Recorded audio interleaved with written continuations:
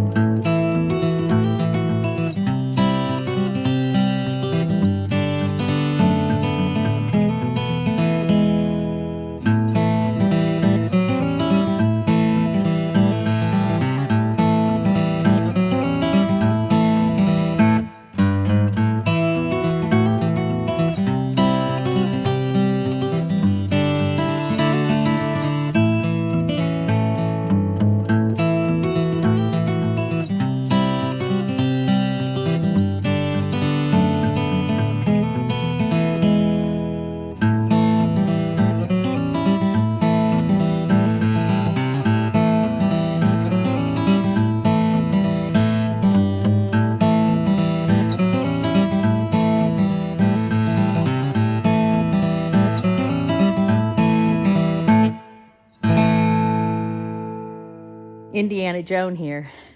Well, we started by doing this little room, which is a sunroom, I don't know, Kurt's man cave, whatever. And that way we could get tackled. How are we going to install this insulation? What's going to be the most effective way? And so Kurt came up with a method using some cut lengths of PVC to hold the lengths of insulation up there in the ceiling. And it worked pretty well. So now we're going to tackle the hardest room in the house. We're going to start doing the living room and dining room area, which has that 25-foot ceiling, and get that out of the way because we know it's going to be hard. It's going to take a lot of energy, and we don't want to rush on it.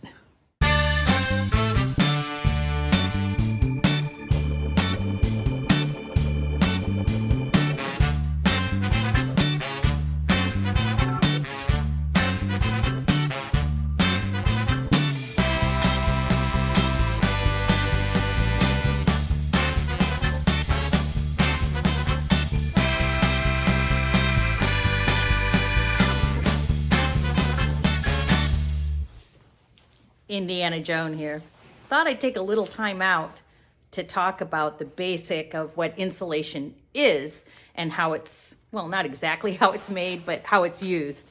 So when you build a house, you build with these boards that are called studs, and they're supposed to be built 16 inches on center, which means from the center of the board to the center of the next board should be 16 inches. Oh, that one works, 16 inches. The other distance is 24 inches, which you normally have in the ceiling. That's how far apart they put trusses on houses. That's the industry standard. And so the insulation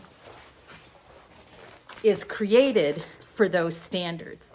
It's created to be just a little bit wider, about an inch wider than this cavity. And it has on the sides this paper that pulls out, that extends a little bit beyond the insulation, that creates a tab that you can staple on.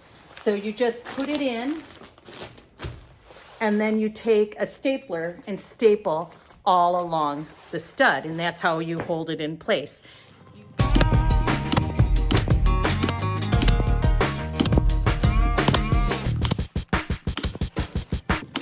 You have to cut it, which I'll do another video that explains that, and make it fit about 1 inch longer than the actual cavity in order to make it friction fit, and staple it in place, and there you go. That's basically how it works.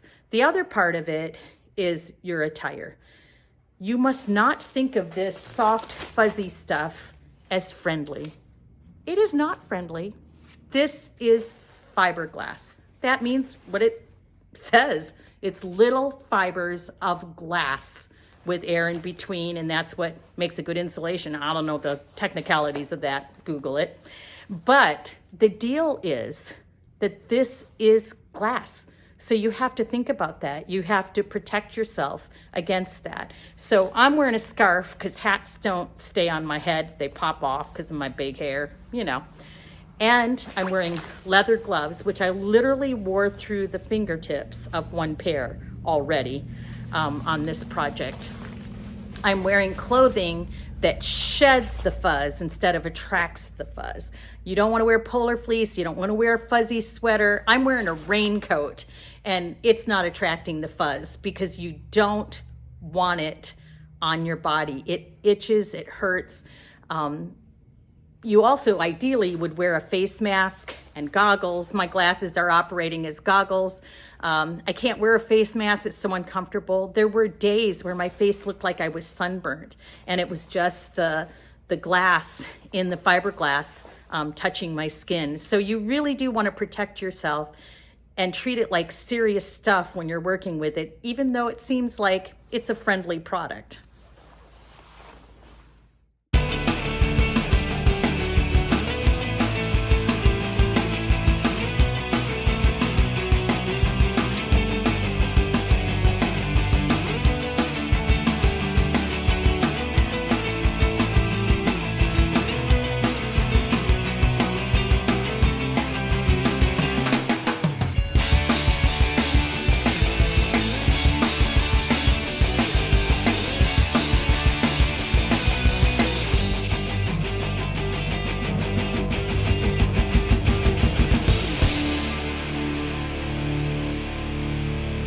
Indiana Joan here. It's Friday. We have been working hard. We've been working Tuesday, Wednesday, Thursday on this great room, getting it insulated. We're going to finish it off this morning right away, but man, what a task. Kurt climbing like a monkey on these scaffolding here and terrifying me. I've been spending a lot of time quietly praying over these days, and glad we've got it up. My job has been simply cutting the insulation to the lengths that he needs and then tying them on and sending them up the scaffolding with 25 foot in the air, and cutting 2x6s to brace up in the ceiling. If you can see those braces up there, that's because eventually we are going to have some decorative trusses in this ceiling in order to make it look pretty. We're going to do some walnut framed trusses. See, they're up there. There's going to be 5 of them, so that's pretty cool. But we've got to get the braces in now when we go to do that later. That might be a year from now, so don't wait for it on YouTube until a year from now.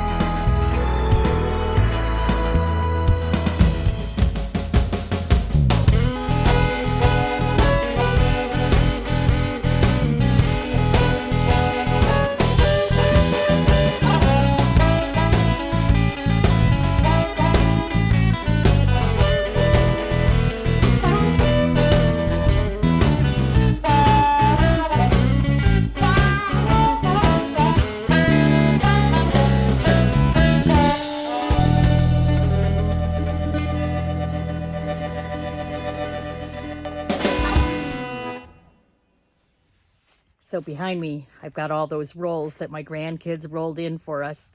This is how it comes, wrapped in plastic, because we don't want that glass all over us. So you have to cut it off and get it rolled out. It's a 39-foot roll, actually 39 foot 2 inches, and that's all calculated on the standard height of a wall.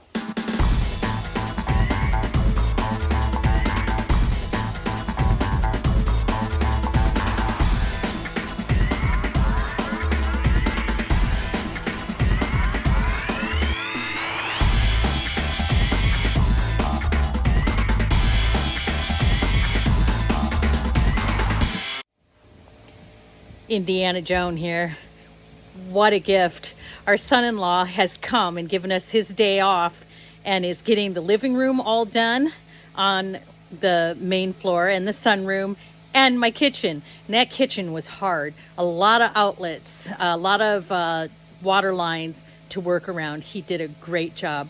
So glad he's come to help.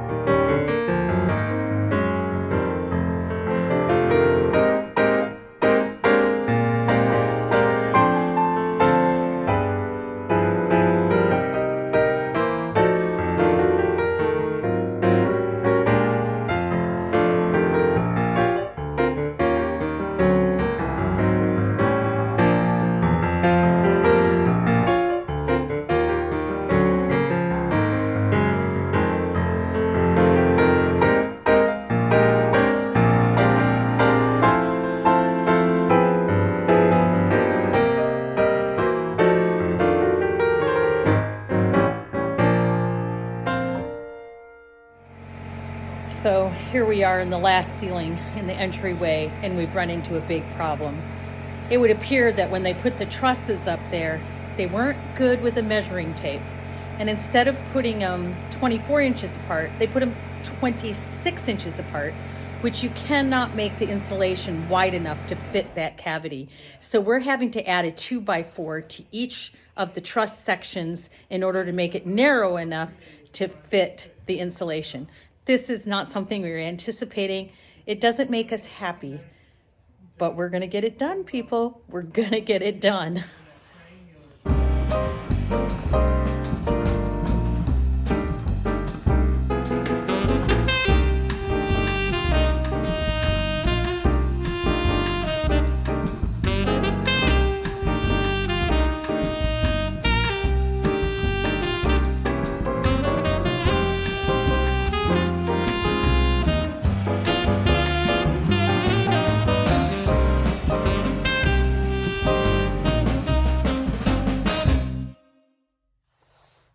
So Kurt has been going to a Wednesday morning breakfast group from church and has met a new friend named Dave, which is awesome.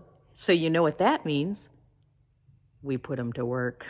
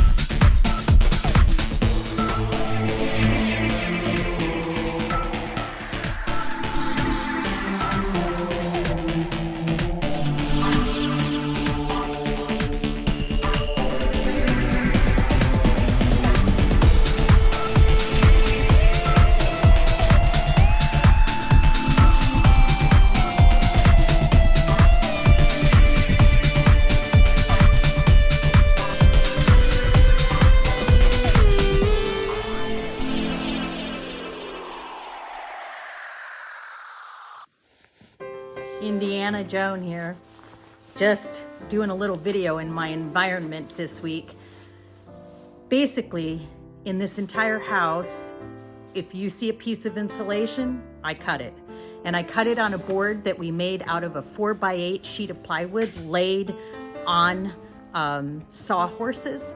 and I drew lines on it, basically using the board as my measuring tool. It's exactly 8 feet long, and so I could mark things all along the way in order to determine what length I'm cutting it. The tools that I use are a metal square. I really like the consistency of this. Lots of times you can use wood, but wood wears down when you're cutting as much as I am. You scrape a little with your knife. I'm using a utility knife to cut it with, and scissors on occasion. So basically, the insulation comes in different thicknesses, which are determined basically their R factor. R, I can't remember what R means, but you know, higher number, the more insulation. So we're using R19. This is about 6 inches thick. It's thick. Then we have some thinner stuff that we need in areas that don't have as deep of a cavity. This is an R13, a lot thinner, maybe 3 to 4 inches. And then this is R11, which we've determined is junk, but we do have some narrow cavities and have used some of this to take care of that. It's about 2 inches thick. So what do you do when you've got something that thick? Basically, you're gonna take this and compress it on it, press it down as hard as you can, and then cut it through, and that's how you do it, cutting it 1 inch longer than the length of the cavity. Now, if all our cavities were 16 on center and 24 on center, that would be awesome, but they're not. Some are narrower, some are wider, some of it is just inconsistency on the part of the framing crew. Some of it is construction, that you want more stability, so you put in more studs and various reasons. So that means we have to create the width that we need, that was oftentimes that still has tabs on each side, so we can staple it between the narrower or the wider truss. T-R-U-S-S. That's what I'm saying, not trust, T-R-U-S-T, just clarifying. So when I have to create my own, basically what I do is I cut it partially. I don't know if you can see that. Cut it partially, and then I don't want to cut through the paper because I need the paper to be a little bit wider so I can create a tab. And then I take scissors and I carefully, I do this on the table, not up in the air. I cut all the way through, I don't know if you can see that, to the paper. And the paper is like tar paper on the backside. I don't know why, but it is. Then I cut the paper about 1.5 inches wide. And so now I've created a tab that will fit into the wall and be able to be stapled on. That is time consuming and annoying, and I've had to do a lot of it. But that's how you get it done. And we passed our inspection. We're ready for drywall.